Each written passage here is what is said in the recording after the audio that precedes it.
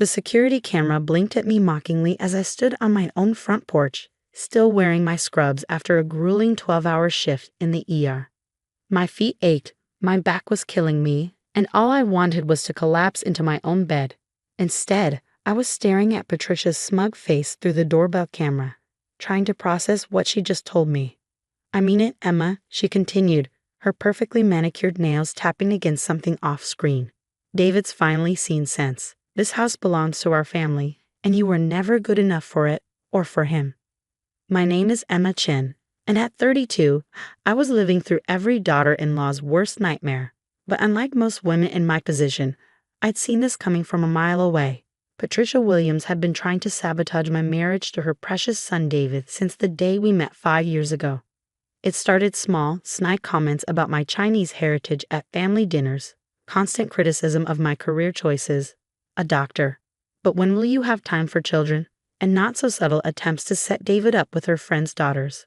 But over the past year, things had escalated. She'd gone from passive-aggressive to just plain aggressive, and tonight was clearly her grand finale. I shifted my weight, adjusting my grip on my work bag as I maintained eye contact with the camera. "Where's David?" I asked, keeping my voice steady. "I'd like to hear this from him." Patricia's laugh crackled through the speaker. "He's not here. He's staying at our house while he processes everything. But he left this for you." She held up a piece of paper, what looked like a hastily scrawled note. "Would you like me to read it?" "No need," I replied, already pulling out my phone. "I'll just call him myself." "Oh, he's changed his number too. Fresh start, and all that." Her voice dripped with satisfaction. "There are some boxes on the porch with your things. Take them and leave, Emma. Don't make this more difficult than it needs to be." I glanced at the 3 cardboard boxes stacked neatly beside the door. They hadn't been there when I left for work this morning. I could see some of my clothes spilling out of the top one, hastily shoved in without care. My throat tightened, but not from sadness, from anger. "Patricia," I said calmly, "I'm going to give you one chance to open this door and explain what's really going on. Because right now, you're committing several crimes, and I don't think you want me to start listing them." She scoffed. "Crimes? This is my son's house. He has every right to." "This is my house." I cut her off, my voice sharp. "My name is on the deed. I paid for it with my own money. And what you're doing right now is illegal entry, theft, and harassment, just for starters." There was a pause, and I could almost see the wheels turning in her head. "David told me this was his house," she said finally, but there was a note of uncertainty in her voice now. I smiled, remembering the day I'd bought this place. David had been hesitant about putting only my name on the deed, but I'd insisted. For tax purposes, I told him. But really, it was because I'd seen the way Patricia manipulated him, the way she used money and guilt to control every aspect of his life. I wasn't about to let her have any claim on my home. "Would you like me to have my lawyer explain it to you?" I asked, already pulling up Jennifer's number on my phone. "She'd be happy to walk you through exactly how much trouble you're in right now." "You're bluffing," Patricia snapped, but I could hear the fear creeping into her voice. "David would never let you." "I'm not bluffing," I interrupted again. "And I'm done talking through a camera. You have exactly 30 minutes to open this door and get out of my house before I call the police. Your choice, Patricia." I turned and walked back to my car, settling into the driver's seat. My hands were shaking slightly as I pulled out my phone, but my mind was clear. I'd been preparing for something like this ever since last Christmas, when I'd overheard Patricia telling David that he needed to man up and take control of his life. I'd started documenting everything after that. Every threatening text, every manipulative phone call, every surprise visit where she tried to catch me doing something wrong. I called Jennifer, my lawyer and closest friend since college. She picked up on the second ring. "Let me guess," she said. "The monster-in-law finally showed her true colors." "She changed my locks and claims David's leaving me," I replied, watching the house. "She's barricaded herself inside with some story about him staying with them while he processes everything." Jennifer's sharp intake of breath was followed by the sound of typing. "Have you talked to David?" "Can't reach him. According to Patricia, he's changed his number." I paused, a thought occurring to me. She's done something to him, Jen. This isn't like him. "Want me to send the police?" I considered it for a moment. "Not yet. Give me 30 minutes to try something first, but stay on standby. Always, and Emma, be careful. Desperate people do desperate things. I hung up and started scrolling through my contacts until I found the one I was looking for. Mark Williams, David's younger brother, picked up almost immediately. Emma? Thank God. I've been trying to reach David all day. My heart sank. You can't get hold of him either. No, and Mom's been acting weird. She told me he was working late, but when I called the office, they said he never came in today. Mark's voice was tight with worry. What's going on? I filled him in quickly, watching as lights flicked on and off inside my house. Patricia was clearly agitated, probably trying to figure out her next move. Holy shit, Mark breathed when I finished. I knew Mom was losing it, but this is next level. Want me to come over? Please, and Mark, bring your key to your parents' house. I have a feeling that's where we'll find David. Mark met me outside my house 20 minutes later, his face grim as he took in the boxes on the porch. Patricia still hadn't emerged, though the security camera had gone dark. She'd probably figured out how to disable it. I called Dad, Mark said quietly, joining me by my car. He's staying out of it, his exact words. He ran a hand through his hair, a gesture so similar to David's that my heart ached. I'm so sorry, Emma. I knew Mom was unstable. But it's not your fault, I said, checking my phone again. Still no word from David. Ready to head to your parents' house? He nodded, twirling his key ring around his finger. You really think she's got him there? Where else would she hide him? We took separate cars, just in case we needed to transport David. The drive to the Williams mansion felt longer than usual, each minute stretching with possibilities. Was David okay? Had Patricia finally pushed him too far? And most importantly, what had she done to make him go along with this? The house was dark when we arrived, but Patricia's Mercedes was in the driveway alongside David's Audi. My hands clenched around the steering wheel at the sight of his car. He was here. Mark used his key to let us in, and we moved quietly through the silent house. Everything was immaculate, perfectly arranged, Patricia's obsession with control evident in every carefully placed ornament and straightened picture frame. Check the guest rooms, I whispered to Mark. I'll take the study. He nodded and headed upstairs while I made my way to Robert Williams' study. David had always felt safe there, even as a child. It was the one place Patricia rarely ventured. The door was locked, but I could see light seeping out from underneath. My heart pounding, I knocked softly. Dad? David's voice, groggy and confused, came through the door. Is that you? David, it's Emma. Can you open the door? There was a shuffling sound, then footsteps. The door cracked open, and there he was, my husband, looking disheveled and dazed. His eyes were unfocused, and he swayed slightly as he stared at me. Emma, he blinked slowly. What? What are you doing here?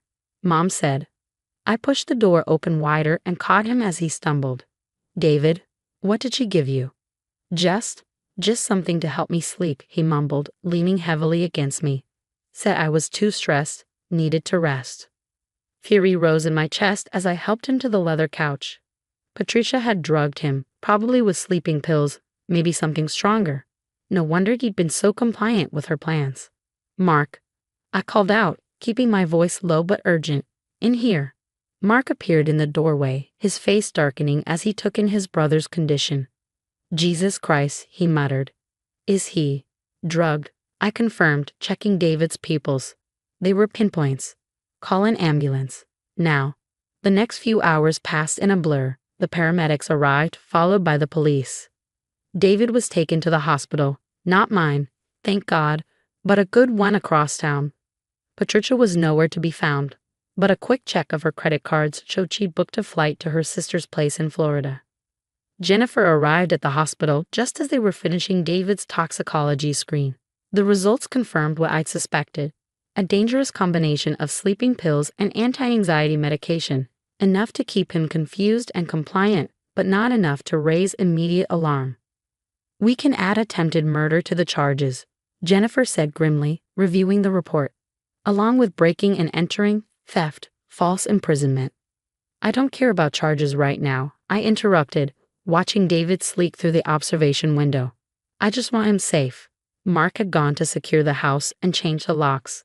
Again, the police had documented everything, including Patricia's hasty evidence removal attempts. She tried to delete the security camera footage, but had already backed it up to the cloud. Every smug word, every threat, preserved for the court to see. David woke up properly around midnight, the drugs finally clearing his system. I was sitting beside his bed when his eyes opened, clear and alert for the first time in what must have been days. "Emma?" He reached for my hand, his voice hoarse. "What happened?" "The last thing I remember. Your mother," I said softly, squeezing his fingers. "She's been drugging you, David. For days, maybe longer. She tried to make it look like you'd left me." His face crumpled as the memories started coming back. "The tea," he whispered. "She kept bringing me tea, saying it would help with my stress. And then, everything got fuzzy. I remember her talking about the house, about you, but it was like I was underwater. I couldn't think straight." I held him as he broke down, his body shaking with sobs of rage and betrayal. This strong, kind man who had always tried to see the best in everyone, even his mother, finally facing the truth about who she really was. "I'm so sorry," he kept saying. "I should have seen it. All these years I should have protected you from her." "Hey," I cupped his face in my hands, making him look at me. "You have nothing to be sorry for. She's sick, David. This isn't your fault." The police caught up with Patricia 3 days later at her sister's house in Tampa. She'd been planning to flee to the Cayman Islands, where the Williams family had accounts dating back generations. Instead, she was arrested and extradited back to face charges. The evidence was overwhelming, not just from that day, but years of documented harassment, threats, and manipulation.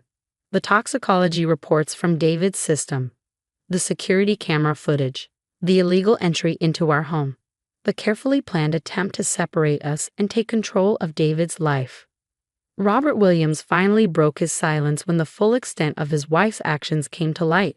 He filed for divorce and provided even more evidence, years of hidden cameras in their home showing Patricia's escalating behavior, secret recordings of her planning to remove Emma from the picture one way or another.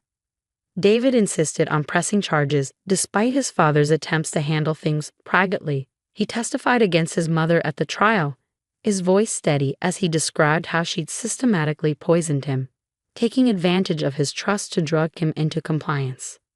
Patricia was sentenced to 15 years for her crimes. She looked smaller somehow as they led her away, her perfectly maintained facade cracking to reveal the desperate, controlling woman beneath. She couldn't even look at David as she passed him. The aftermath wasn't easy. David needed therapy to process the betrayal, to understand how his mother's manipulation had shaped his entire life. I stood by him through all of it, watching him grow stronger as he untangled himself from the web of control she'd woven around him. We sold the house, too many bad memories, and bought a small farm outside the city, somewhere peaceful where we could build a new life together.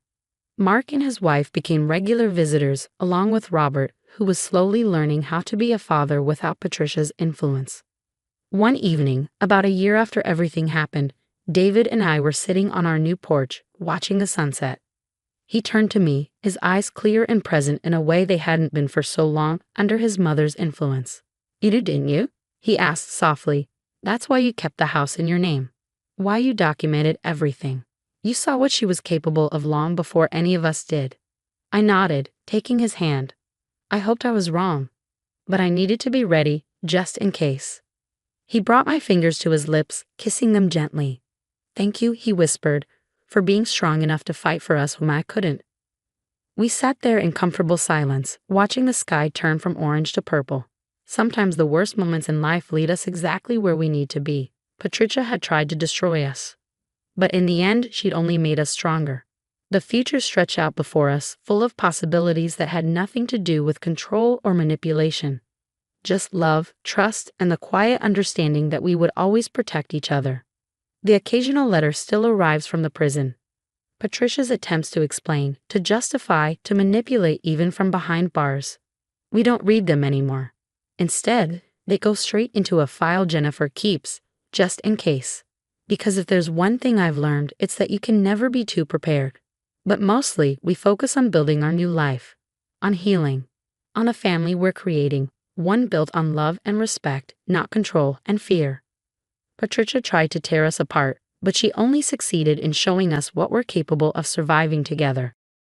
And sometimes, late at night, when the house is quiet and David is sleeping peacefully beside me, I think about that moment on the porch, staring at Patricia's smug face through the security camera. She thought she had won, thought she'd have finally gotten rid of me. She never understood that real love isn't about control. It's about standing together, even when everything is falling apart. That's the lesson we carry forward. That's the story we'll tell our children someday. Not about the darkness we faced, but about the light we found on the other side. Because in the end, love wins. Not the controlling, suffocating love Patricia thought she was showing, but the kind that sets you free, that makes you stronger, that helps you become who you were always meant to be, and that's something worth fighting for.